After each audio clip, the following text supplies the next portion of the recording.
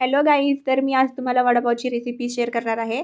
सगळ्यात अगोदर आपण बटाटे उकडून घेणार आहोत आणि गार झाल्याच्या नंतर त्याचे सालपट काढून घेणार आहोत.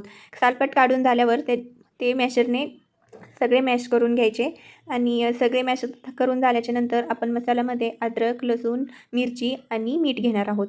ते सगळं बारीक वाटून घ्यायचं आणि कढई ठेवायची गरम करायला. त्याच्यामध्ये तेल टाकून चांगलं गरम होऊन द्यायचं आणि त्यानंतर जिरे मोहरी टाकून थोडंसं हळद टाकायची त्याच्यामध्ये आणि आपण जे वाटलेलं सारण आहे ते त्याच्यामध्ये टाकून द्यायचं आहे आणि हळूहळू ते चांगलं गरम होऊन द्यायचं आणि परतत राहायचं आहे.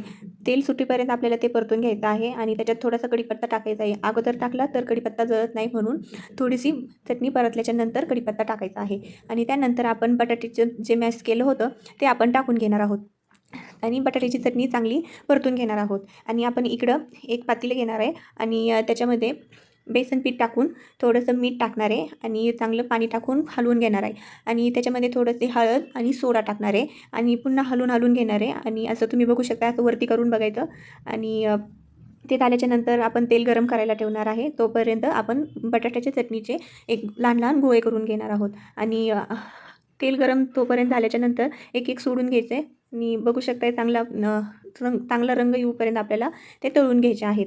आणि बघू शकताय तुम्ही, ही रेसिपी नक्की ट्राय करा. आवडल्यास लाईक करा, शेअर करा, सबस्क्राईब करा. धन्यवाद.